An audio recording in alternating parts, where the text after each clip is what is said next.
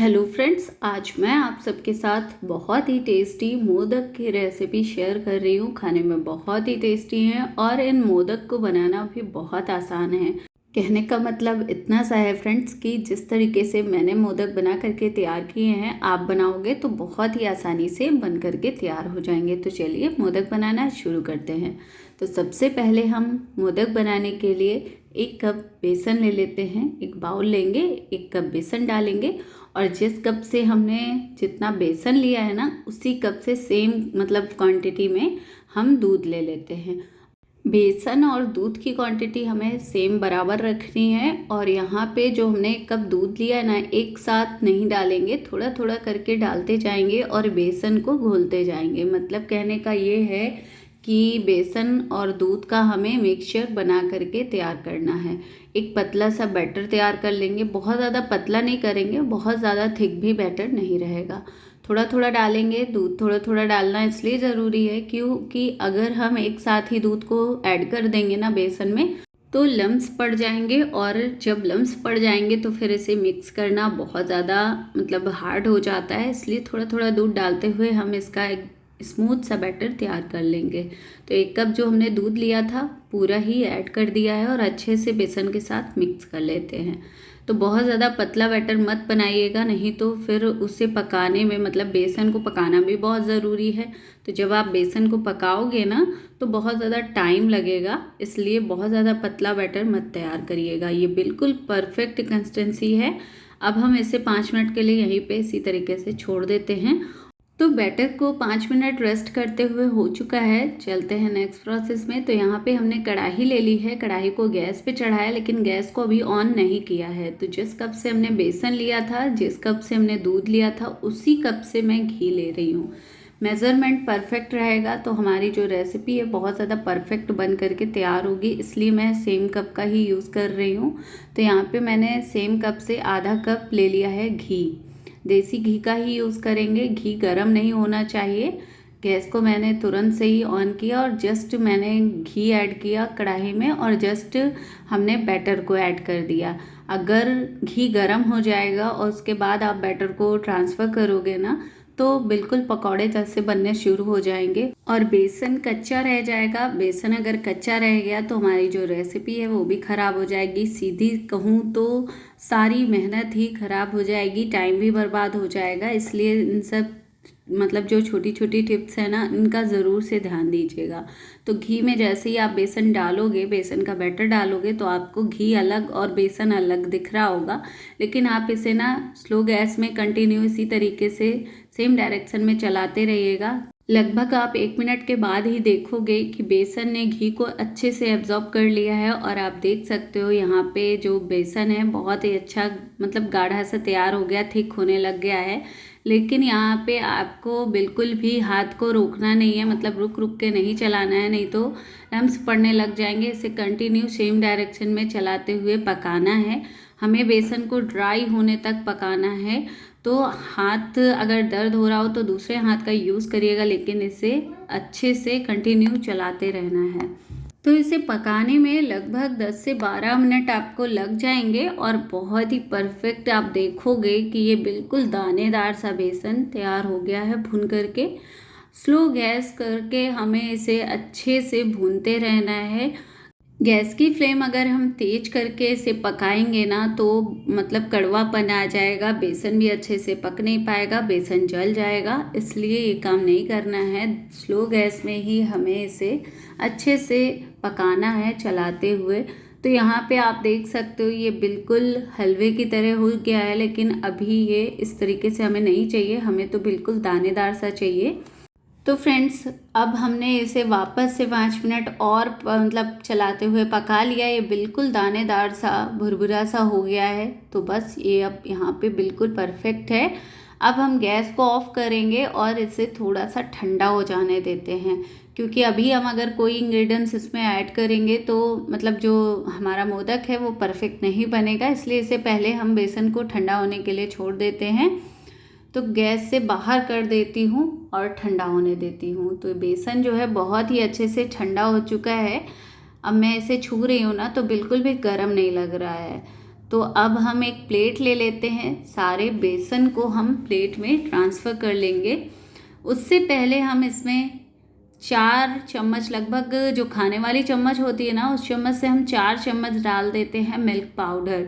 Milk powder डालना बिल्कुल optional है, आपको अगर पसंद हो तभी आप डालिएगा, लेकिन अगर आप मिल्क पाउडर ऐड करोगे ना, बहुत ही अच्छे, मतलब मिल्क पाउडर ना मावे का टेस्ट देगा, बहुत ही टेस्टी मोदक बन करके तैयार होंगे। तो अगर आप लाइक करें तो ही ऐड करें, नहीं तो आप इस मतलब मिल्क पाउडर को यहाँ पे स्किप कर सकते हो। तो अब हम सारे मतलब मिल्क पाउडर को बेसन में अच्छे से मिक्स करेंगे और सारे इस मिक्सचर को हम एक प्लेट में ट्रांसफ़र कर लेते हैं। अब इसे हम साइड में रख देते हैं और यहाँ पे अब हम इसके लिए शुगर सिरप तैयार करेंगे। तो शुगर सिरप के लिए हम वापस से कढ़ाई ले लेते हैं, सेम कढ़ाई का ही यूज़ कर रही हूँ, और आधा कप डाल देते हैं चीनी। तो यहाँ पे हमने हाफ कप शुगर लिया है, जिस कप से हमने बेसन लिया था, जिस कप से हमने दूध लिया था, उसी कप से हम यहाँ पे ले रहे हैं शुगर, जिससे कि मेज़रमेंट परफेक्ट हो। तो हाफ कप हमने शुगर लिया है, हाफ कप ही हम यहाँ पे पानी डाल देते हैं और बस गैस को ऑन करेंगे, शुगर को मेल्ट कर लेते हैं पानी के साथ। हमें यहाँ पे 1 तार 2 तार की चाशनी नहीं चाहिए, सिर्फ शुगर अच्छे से मिक्स हो जाए, मतलब मेल्ट हो जाए, बस इतना ही हमें शुगर सिरप को पकाना है। फ्लेवर के लिए हम यहाँ पे इलायची पाउडर डाल देते हैं, लगभग 2 से 3 इलायची के दाने को हमने क्रश कर लिया था और इसे ऐड कर दिया है।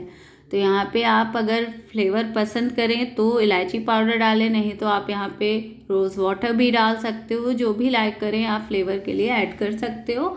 तो शुगर बहुत अच्छे से मिक्स हो गई है, मेल्ट हो गई है। अब हम जो हमने बेसन का मिक्सचर तैयार करके रखा था ना, बस उस सारे मिक्सचर को हम यहाँ पे शुगर सिरप में डाल देते हैं और अच्छे से मिक्स कर लेंगे। जैसे जैसे आप शुगर सिरप में बेसन को मिक्स करोगे, ये बहुत ही अच्छा गाढ़ा होने लग जाएगा। और गैस की फ्लेम को हमें यहाँ पे भी स्लो ही रखना है, स्लो गैस में ही हमें इसे पकाना है। तो जैसे ही आप मतलब अच्छे से चलाते जाएंगे ना, लगभग इसे पकाने में अब 2 मिनट लगेगा और हमारा मोदक का मिक्सचर बिल्कुल परफेक्ट तैयार हो जाएगा। बेसन है, बेसन बहुत ही फटाफट से इकट्ठा होने लग जाता है, जैसा कि हम सभी जानते ही हैं। तो आप देख सकते हो ये बहुत ही ईजिली, मतलब लगभग 1 से 2 मिनट में ही ये बिल्कुल डो की फॉर्म में आ चुका है। तो जब ये इस तरीके से डो की फॉर्म में आ जाए, तब आप समझ लीजिएगा कि हमारा जो मोदक का मिक्सचर है ना, बिल्कुल परफेक्ट तैयार हो चुका है, बिल्कुल ड्राई सा हो गया है। तो अब आप चाहें तो इसकी बर्फ़ी भी बना सकते हो, आप चाहें तो इस मिक्सचर से लड्डू भी बना सकते हो। लेकिन अभी गणेश जी की पूजा चल रही है, तो मैंने गणेश जी के लिए मोदक बना करके तैयार किए हैं इसी मिक्सचर से। तो अब मैं यहाँ पे थोड़े से बादाम और काजू डाल रही हूँ, जिसे मैंने कट करके रख लिया था, उसे ऐड कर रही हूँ। ये डालना बिल्कुल ऑप्शनल है, अगर आप लाइक करें तो ही डालें, नहीं तो आप इसे स्किप कर सकते हो। थोड़े से मैंने बादाम और काजू को अलग निकाल लिया है, मेरा मन करेगा तो मैं बाद में उसे यूज़ करूँगी, नहीं तो और किसी चीज़ में ऐड कर दूँगी। तो यहाँ पे हम बादाम काजू को डालेंगे और अच्छे से इस मिक्सचर के साथ मिक्स करेंगे और गैस को ऑफ करेंगे। हमारा ये मोदक का मिक्सचर बिल्कुल परफेक्ट तैयार हो गया है। बहुत ज़्यादा ड्राई हो जाएगा तो भी मतलब ये परफेक्टली नहीं बनेंगे, तो इसी कंसिस्टेंसी तक हमें इसे पकाना है। अब ये आप चाहें तो इसे फटाफट से सेट कर दें बर्फ़ी जमाने के लिए, और आप चाहें तो इसके मोदक बना लें। तो अभी तो बहुत ज़्यादा गर्म है, इसलिए मैं इस मिक्सचर को एक प्लेट में ट्रांसफ़र कर लेती हूँ, जिससे कि ये थोड़ा सा ठंडा हो जाए। अभी कढ़ाई भी गर्म है, अगर हम कढ़ाई में ही मिक्सचर को रखेंगे तो कढ़ाई भी गर्म है और मिक्सचर भी बहुत ज़्यादा गर्म है, तो थोड़ा टाइम ज़्यादा लेगा, इसलिए मैंने इसे प्लेट में ट्रांसफ़र किया है। थोड़ा सा फैला देते हैं, बस 2 मिनट हम वेट करेंगे और हमारा जो मिक्सचर है हल्का गुनगुना गर्म है, बहुत ज़्यादा गर्म नहीं है। तो बस 2 मिनट के बाद हम मोदक बनाना शुरू करते हैं। तो यहाँ पे हमने मोदक मोल्ड ले लिया है, इसे हम मतलब घी से थोड़ा सा ग्रीस कर लेंगे। वैसे तो ये बेसन का मतलब मोदक है, बिल्कुल भी चिपकेगा नहीं। तो यहाँ पे आप चाहें तो इस मोल्ड में मतलब इसे ओपन करके इस तरीके से मोदक को सेट कर सकते हो दोनों हिस्सों में। लेकिन ये जो मोदक मोल्ड है ना, इसे आप 2 तरीके से बना सकते हो। मतलब कहने का ये है कि आप इस तरीके से मोदक तैयार कर सकते हो इसमें, और एक तरीका मैं और बताऊंगी। तो फ्रेंड्स, आपने देखा बहुत ही इजी हो जाता है मोदक बनाना अगर आपके पास मोदक मोल्ड है। तो ये मोदक मोल्ड बहुत ही इजीली मार्केट में हर दूसरी दुकान में अवेलेबल है, आप वहाँ से इसे परचेज कर सकते हो। बहुत ही परफेक्ट मोदक आप देख सकते हो बन करके तैयार हुआ है, देखने में भी बहुत ही अच्छा लग रहा है, खाने में बहुत टेस्टी है।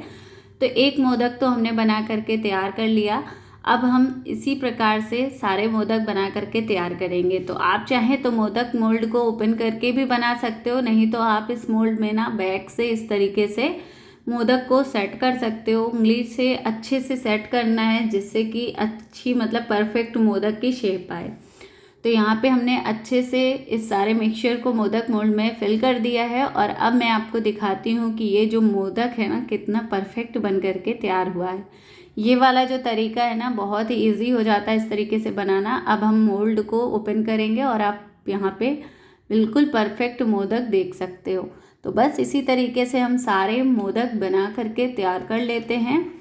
तो फ्रेंड्स, आप देख सकते हो सारे ही मोदक हमारे बन करके बिल्कुल परफेक्ट तैयार हो चुके हैं, जो कि हमारे गणपति बप्पा को बहुत पसंद आने वाले हैं। तो आप भी ज़रूर से ट्राई करें। आपको मेरे ये बेसन मोदक की रेसिपी कैसी लगी कमेंट में ज़रूर बताएं। वीडियो अगर थोड़ी सी भी पसंद आई होगी तो प्लीज़ वीडियो को लाइक करें, फ्रेंड फैमिली के साथ शेयर करें। मेरे चैनल पे न्यू आए तो प्लीज़ चैनल को सब्सक्राइब ज़रूर करें। Thank you.